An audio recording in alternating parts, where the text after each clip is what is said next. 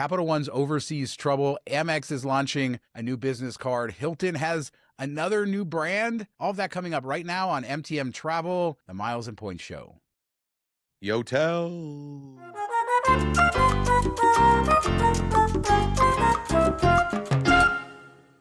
Well, Mark, welcome back to the United States. You just had an epic trip. I'm sure we're going to hear more about your trip on the travel show next week, but glad to have you back.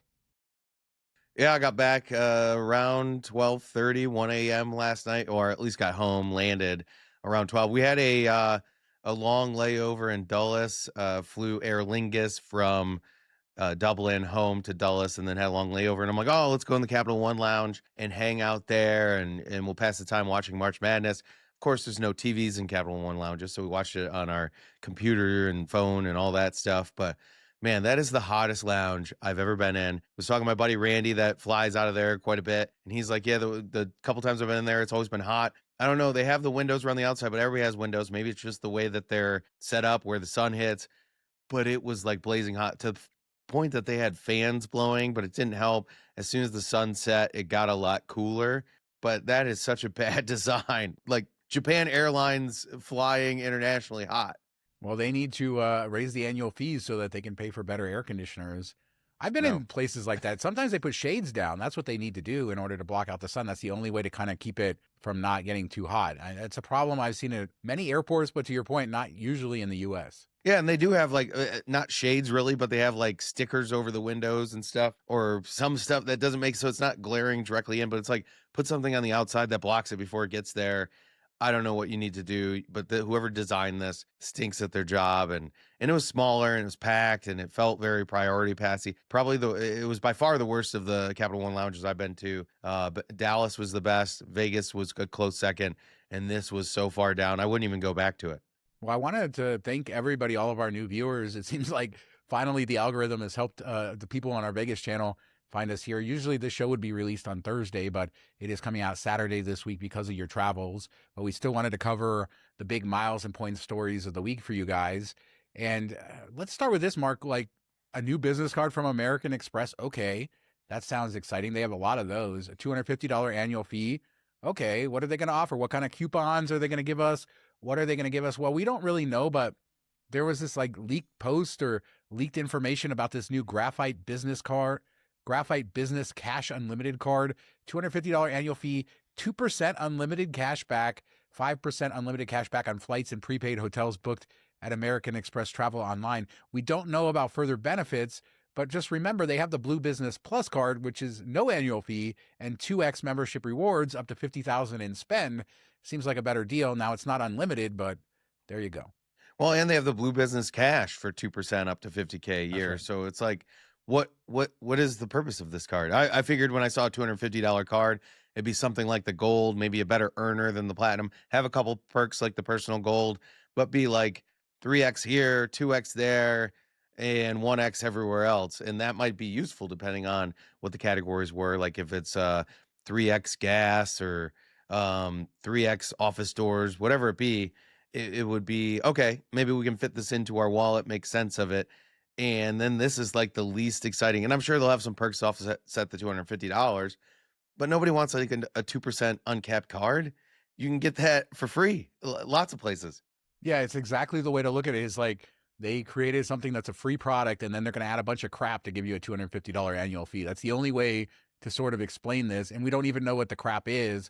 So we're not criticizing them for that. Yeah, you can get a 2% uncapped card. You can get a 2% better card, no annual fee from Amex.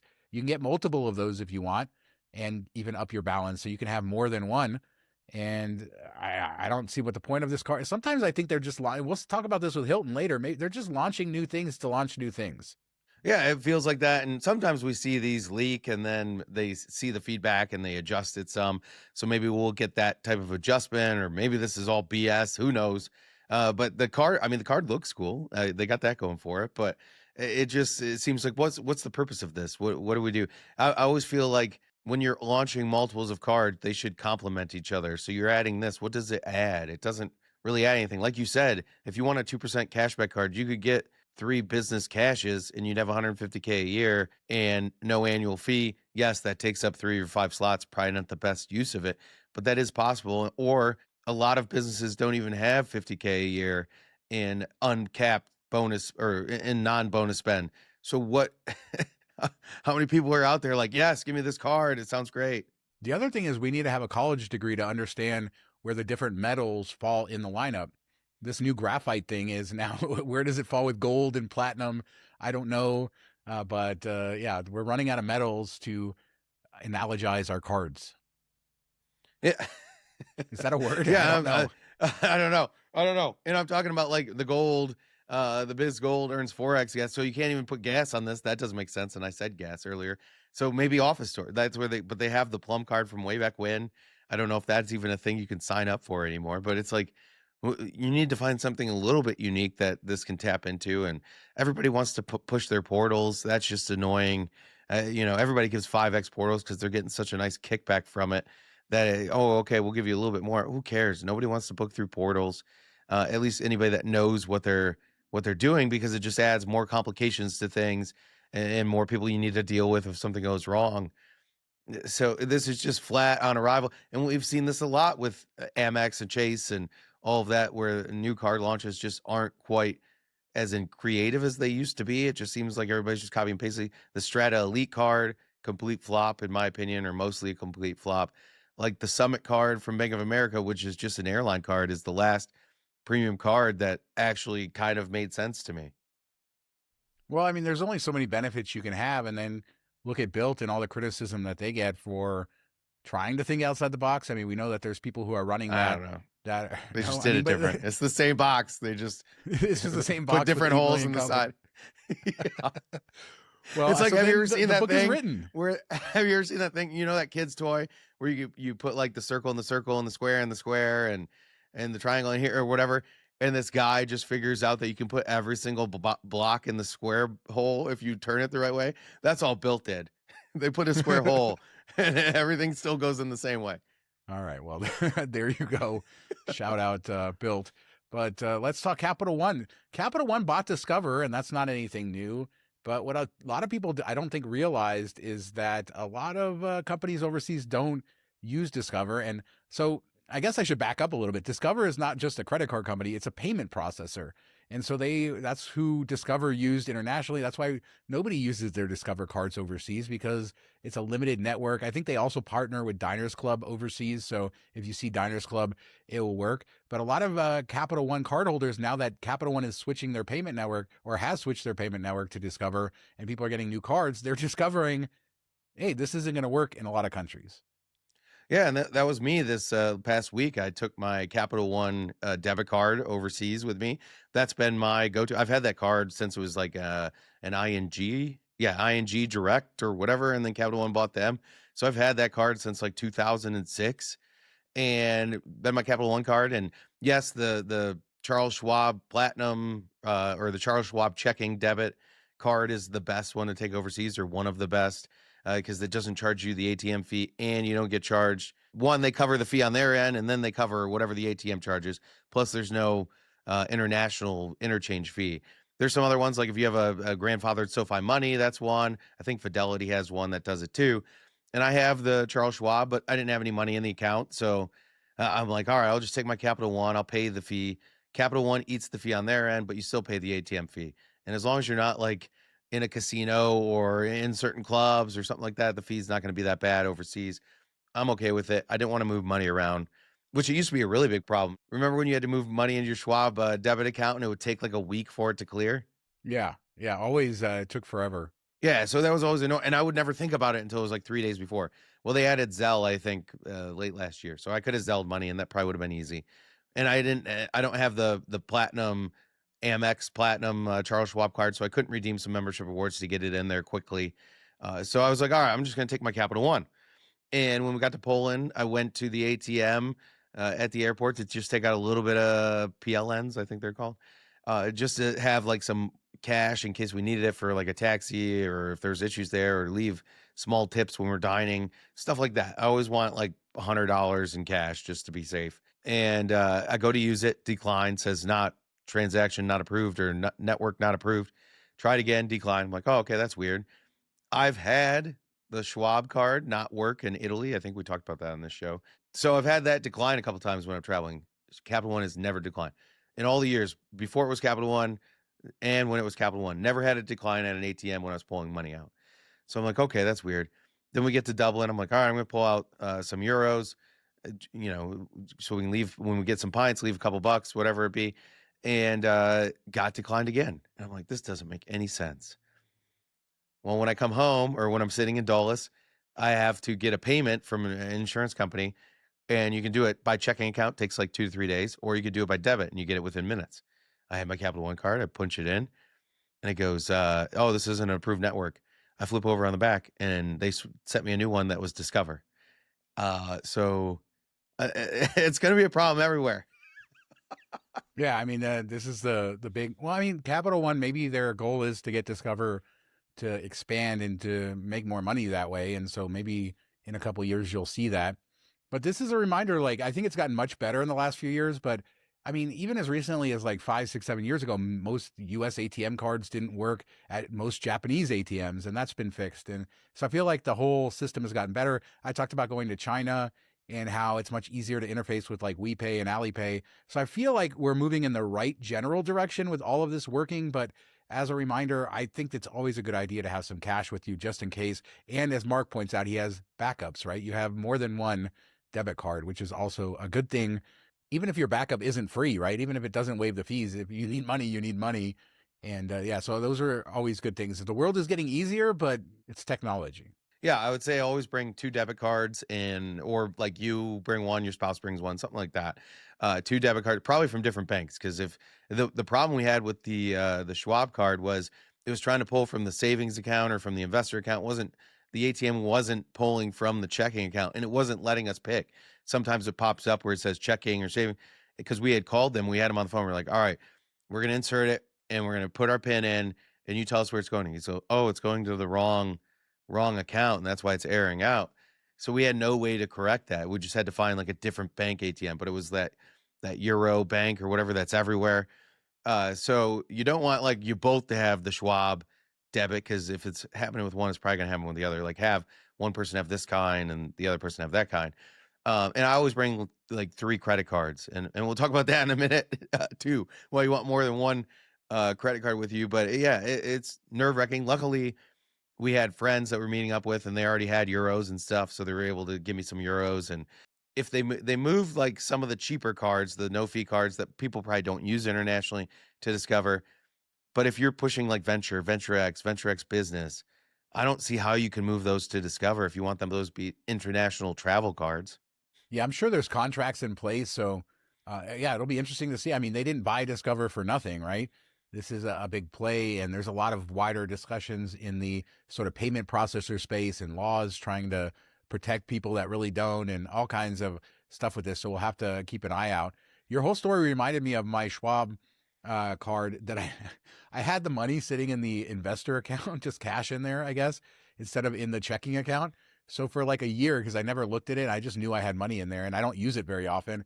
I was overdrafting, but it worked every single time. I go to the ATM and there's no money. And so it would but it would show as an overdraft, and they would transfer the money. And to their credit, there's no overdraft charges if you have the money in the other. So it was just automatically saying zero money, transferring it from the investor account.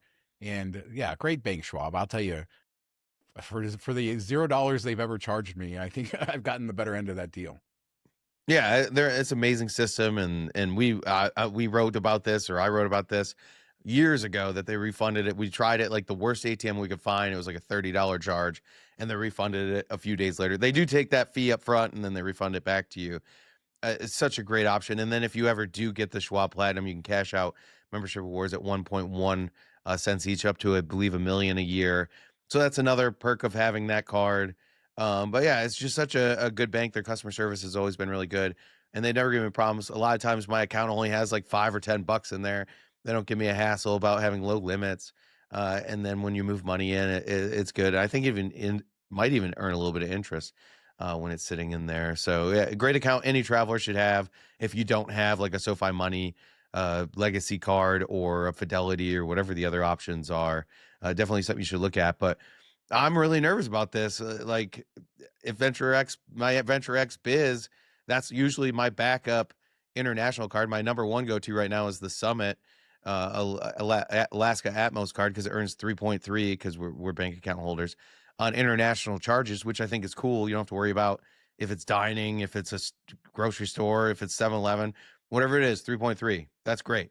But if that fails or compromised or whatever it be, then I'm going to use my Adventure X Biz, or sometimes I use that at the hotel if I have points to wipe off any room charges or things like that. If it's Discover and it's not going to work many places, then I'm going to ditch it. I'm not paying a fee for that. Just get a Graphite business card from American Express Yeah. and move on. Which will be, sadly, American Express will be more accepted over there than Discover. Yeah, and it's that says a lot. But let's move on. Yotel. I think a lot of travelers have seen a Yotel, right? I don't think they have a ton of locations like in the 20s or 30 range, but I've seen them a lot of places, including airports. I think I've seen them in Singapore. I think in London's airport I've seen it. I know they have one in Istanbul airport. Maybe you just saw it there. Yeah, walked right by it. Yeah, so it's like this kind of hip, kind of basic brand. I don't know how to describe it because I've never stayed in one, but they also have standalone properties, and Hilton is acquiring them, or Hilton, they're becoming part of Hilton, and Hilton had to create a new brand just for Yotel called Select by Hilton, and this is probably their way to get these smaller brands and bring more of them.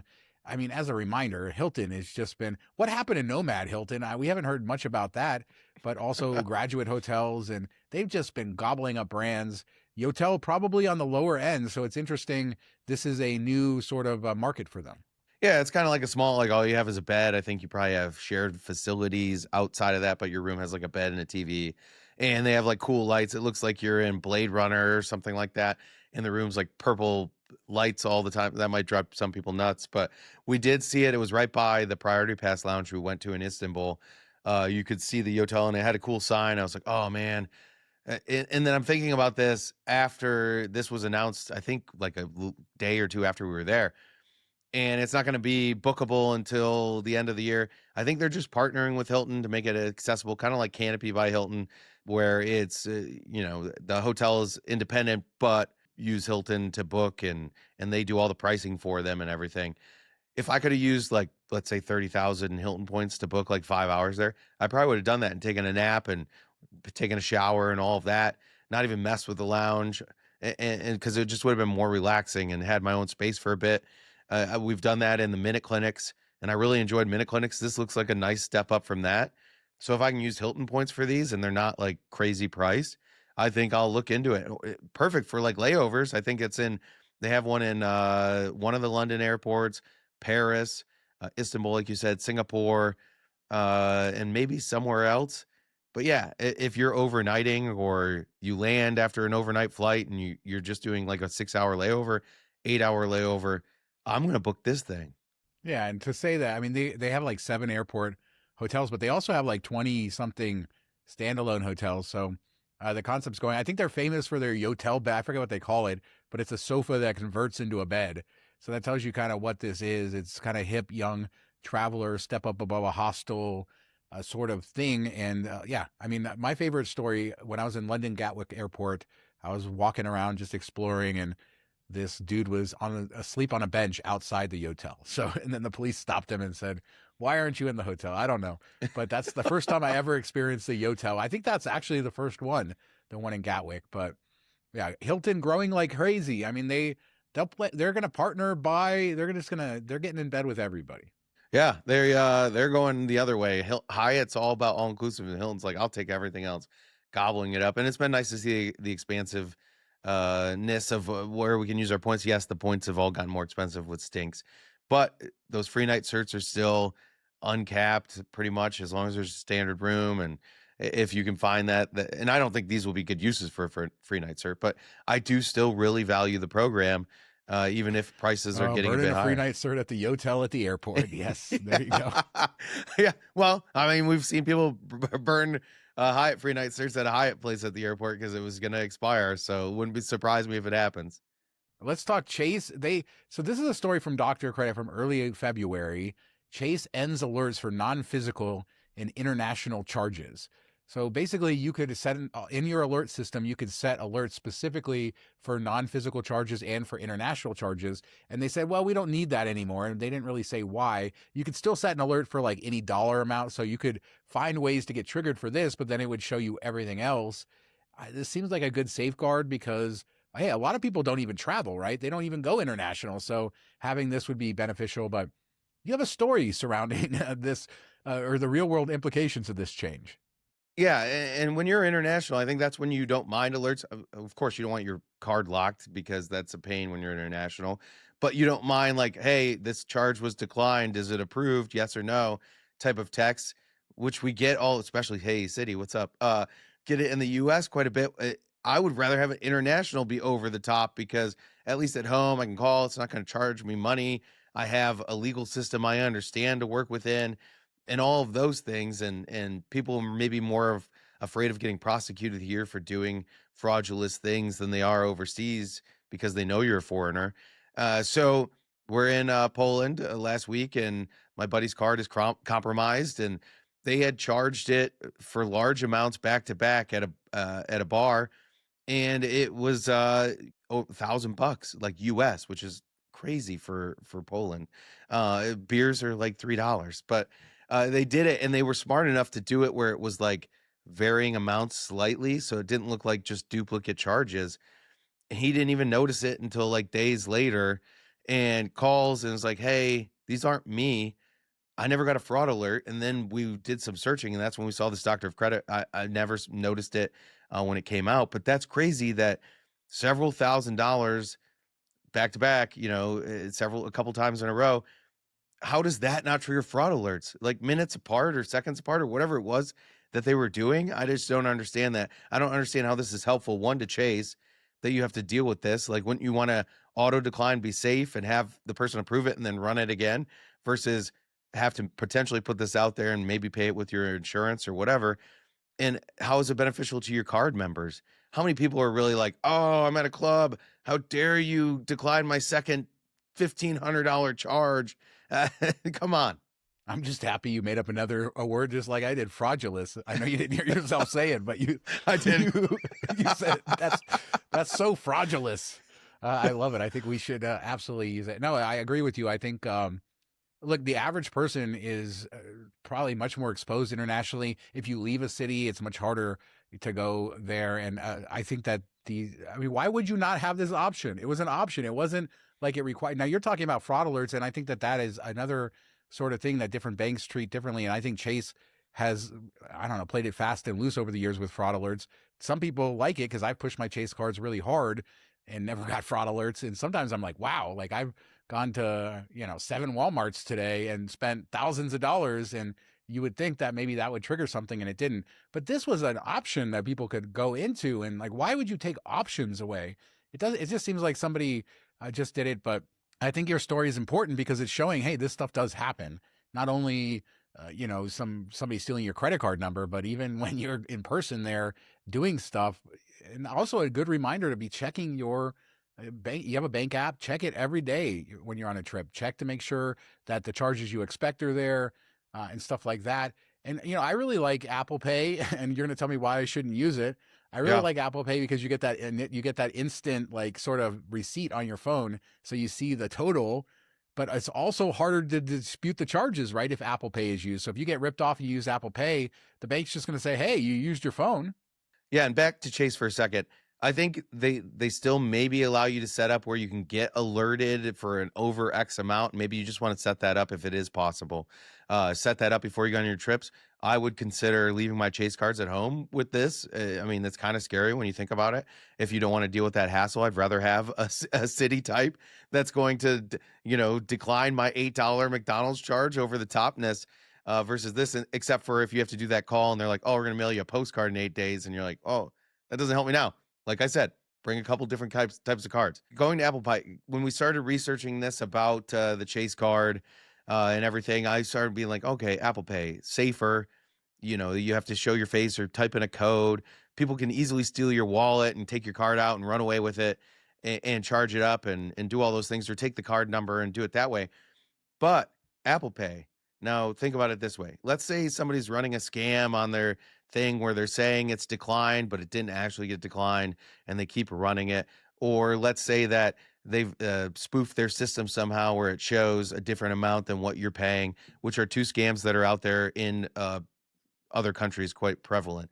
So those are things you have to worry about. If you're using Apple Pay, that's kind of like a signature because you had to use your face, you had to use your fingerprint, you had to use whatever to log into your Apple Pay. That somebody steals your phone, they can't really get into your Apple Pay to make to run off with your card. How do you dispute that? I feel like they more quickly, or maybe it's just like 100% of the time, hey, you used Apple Pay, that's a legit charge, and then you have to fight even more. It just seems like it's more hassle, more potential things you have to go through versus saying, hey, my card was taken. Somebody did some things with it. I don't know what the hell happened, but those aren't my charges. And they can be like, okay, that makes some sense. We can figure this out. I don't know. It scares the crap out of me. I'm not using tap to pay anymore because of it. I'm using my cards. I'll use Apple Pay like online purchases on my phone, like if I'm using a food app or something like that. But internationally, for sure, I am not tapping to pay anymore because of that. And all I do is tap to pay. I mean, I haven't thought a lot about this, but that's all I do now when I'm traveling is tap to pay because it's so much more convenient than having to pull out the card, and I can keep the card secure. Obviously, I do travel with credit cards because you would never want to rely only on Apple Pay. But I think this is really good to know. And also, I mean, that also applies here in the US. So if Apple Pay is used for something, be careful. Make sure it's there. Verify the transaction right in that moment when you do the tap to pay because it's much harder later to do that. And yeah, that sucks. That this is people suck, man, in the world. The world's great, traveling's great. There's lots of amazing people, and then some people just suck. Yeah, and like one thing we can say about this, a lot of places in Europe don't make you sign. So that's kind of stupid on their part. And if they're ripping you off, they're not going to give you a receipt so you can see what they actually charged you anyway. If you're using Apple Pay, that's like a signature. Where if you're using your card and you don't have a signature, the merchant doesn't have a signature to provide to the bank if they're even going to go that far. But they can't say like, here's a signed receipt. So yeah, with Apple Pay, they don't really need to. Yeah, it's a scary world out there, Mark. I don't know what to do. Yeah. The whole world is scary in 2026. I thought it was scary last year. Now it's getting scarier, but so much cool stuff to do. I'd love to hear what everybody has to say about this topic and what are you doing overseas? I guess this ties into the debit card discussion we had. What are your strategies there? Let us know down below. I think there's probably different people doing different things. And what has happened to you? Have you been scammed while you're traveling? Let us know down below.